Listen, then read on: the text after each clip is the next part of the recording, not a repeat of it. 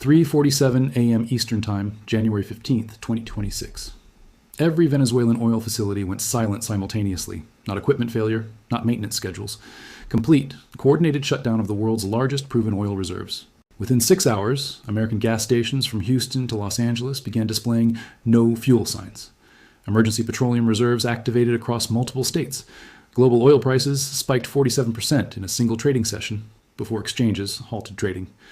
But here's what makes this shutdown historically significant. It wasn't retaliation for military operation. It was confirmation of a pattern that has played out identically for over 2 millennia.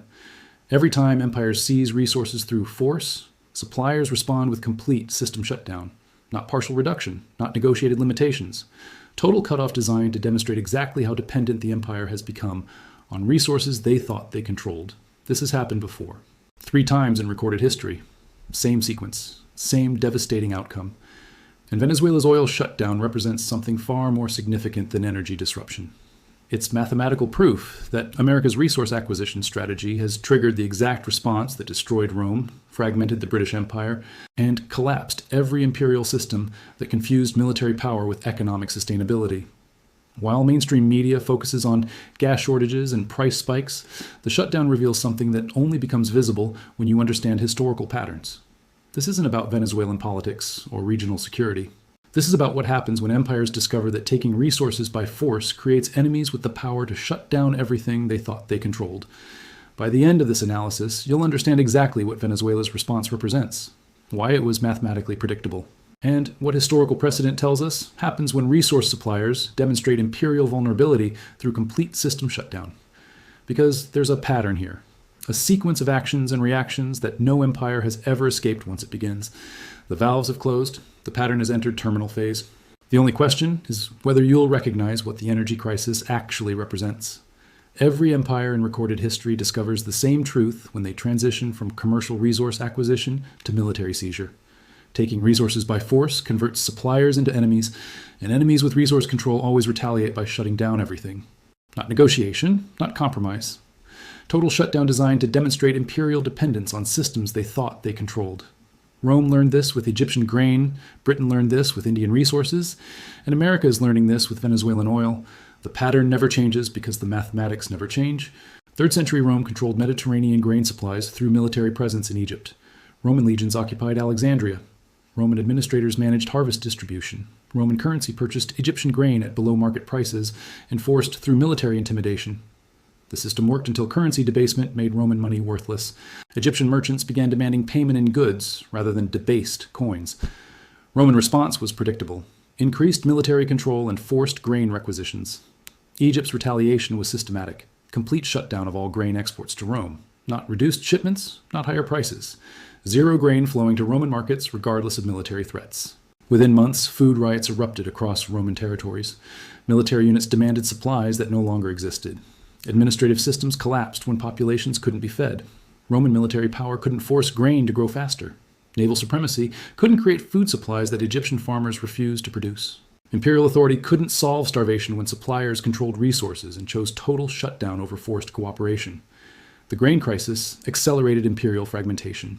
Provincial governors stopped sending tax revenue to Rome. Military commanders redirected loyalty to local food sources. The empire fractured into regional territories controlled by whoever could maintain food supplies.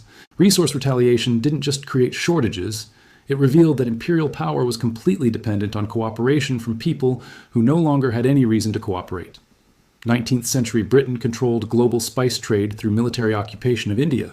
British forces managed production facilities. British administrators set export quotas. British currency purchased Indian spices at artificially low prices maintained through military enforcement. The system functioned until currency manipulation made British payments increasingly worthless. Indian merchants started preferring trade with other European powers, offering better terms.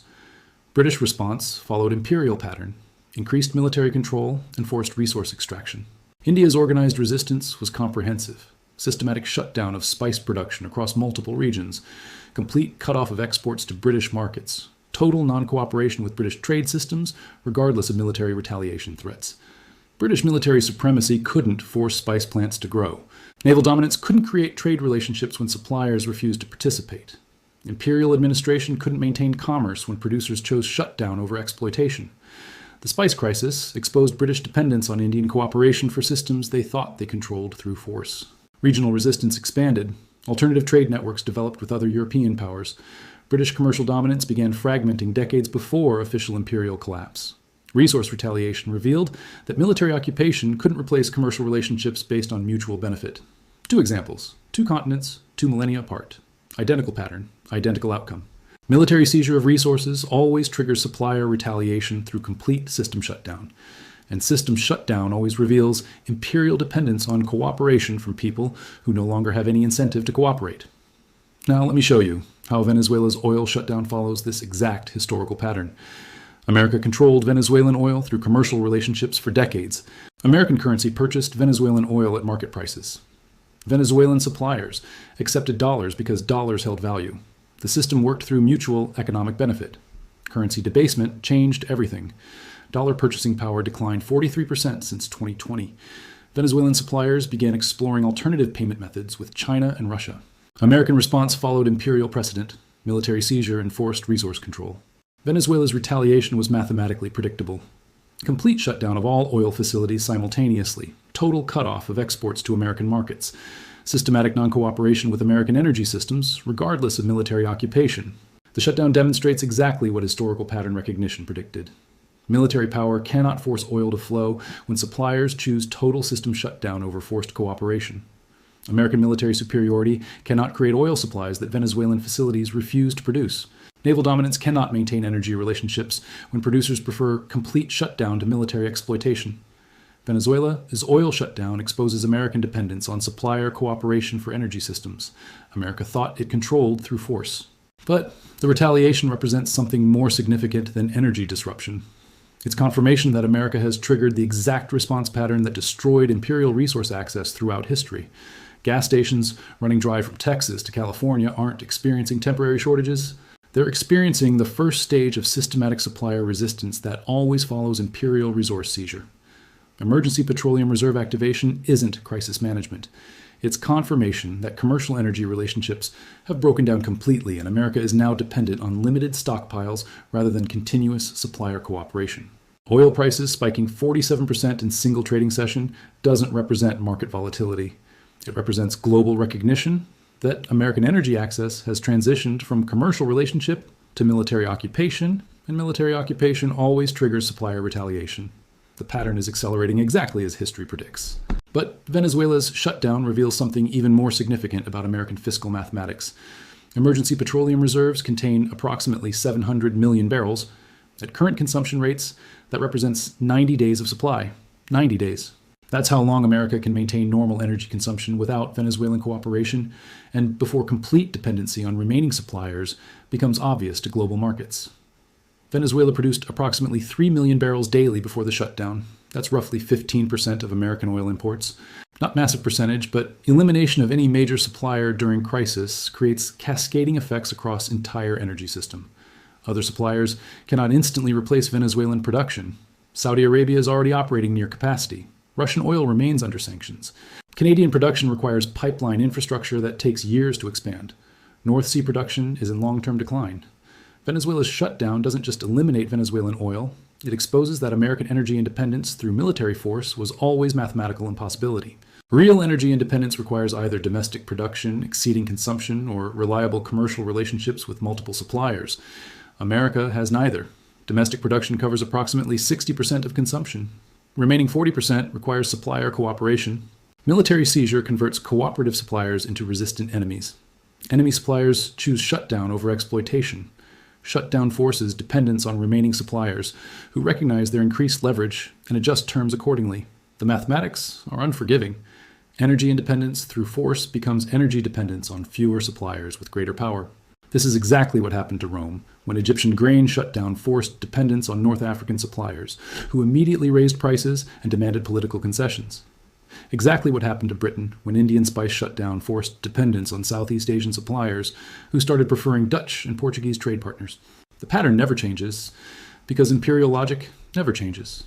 Take resources by force, trigger supplier retaliation, discover that force cannot replace cooperation, face increased dependence on remaining suppliers who understand their enhanced leverage, Venezuela's oil shutdown is step 2 of a 3-step historical sequence that has destroyed every empire that attempted resource acquisition through military force. Step 3 is systematic resistance from remaining suppliers who recognize that cooperation with empires leads to military seizure and forced extraction. China is already offering alternative payment systems to global oil suppliers. Yuan-denominated energy contracts are expanding rapidly. Russia accepts gold and rubles for oil supplies. Even traditional American allies are exploring alternatives to dollar-based energy transactions. Venezuela's shutdown provides perfect justification for any supplier to diversify away from American markets. Why accept depreciating dollars from customers who seize facilities when commercial relationships become inconvenient? The shutdown accelerates rather than slows the transition away from dollar-denominated energy systems. But there's something more fundamental revealed by Venezuela's response. The shutdown demonstrates that America no longer has currency that suppliers want to accept voluntarily. Military seizure was necessary because commercial relationships had already broken down through currency debasement. Real economic power means suppliers want your currency and compete for your business. When suppliers start preferring competitors, you have 2 choices: accept reduced access or use force. America chose force. Venezuela chose shutdown. The pattern is accelerating toward its historical conclusion. Gas queues from coast to coast aren't temporary inconvenience. They're visible proof that American energy access has become dependent on military force rather than economic relationship. And military force cannot create supplier cooperation when suppliers prefer shutdown to exploitation. The queues represent the first visible sign of imperial energy dependence that will only worsen, as more suppliers recognize that cooperation with America leads to seizure and forced extraction. Emergency reserves activation reveals that America is now consuming stockpiles rather than maintaining supply relationships. Stockpiles always run out. Supply relationships can last generations when based on mutual benefit rather than military intimidation. Oil price spikes demonstrate that global markets recognize American energy access has become problematic. Higher prices reflect geopolitical risk premiums that didn't exist when suppliers welcomed American commerce. The mathematical trajectory is clear. Reduced supplier cooperation increases dependence on remaining sources who demand higher prices and better terms for accepting currencies that are losing value globally. Venezuela's shutdown wasn't emotional retaliation. It was strategic demonstration that suppliers control resources and can shut down everything when empires confuse military power with economic sustainability. Every gas station displaying no fuel signs confirms that America has entered the same spiral that destroyed Roman grain access and British spice trade. Resource wars don't create resource independence. They create resource dependence on fewer suppliers with greater leverage and less reason to cooperate. The historical pattern is absolute. Military seizure triggers supplier retaliation. Supplier retaliation reveals imperial dependence on cooperation. Lost cooperation forces increased dependence on remaining suppliers who understand their enhanced leverage. Venezuela's oil shutdown confirms America has entered this spiral. Emergency reserves provide 90 days before complete dependence on remaining suppliers becomes mathematically obvious. 90 days to recognize that energy independence through military force was always impossible.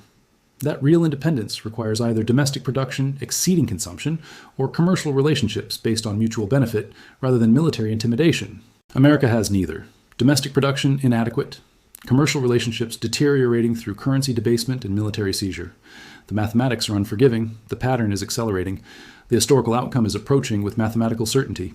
Gas queues represent the visible beginning of energy dependence that will only worsen as more suppliers choose resistance over cooperation with empires that seize what they can no longer purchase. Venezuela's shutdown wasn't the beginning of the energy crisis. It was confirmation that the crisis began the moment America chose military acquisition over commercial relationship. The valves closed because the pattern demands it. History repeats because imperial logic never changes. Resource wars always trigger supplier retaliation. Supplier retaliation always reveals imperial dependence. Imperial dependence always accelerates systematic resistance from remaining suppliers. The pattern doesn't care about American military superiority or technological advancement. It doesn't require permission or consensus. It unfolds with mathematical certainty, like physics, like history. Venezuela's oil shutdown confirms what sophisticated observers predicted months ago. America has triggered the exact supplier response that destroyed imperial resource access throughout history. The energy crisis isn't beginning.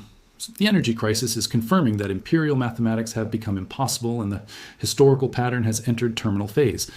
Gas queues from coast to coast represent more than fuel shortages. They represent visible proof that empires cannot take by force what they can no longer buy with debased currency.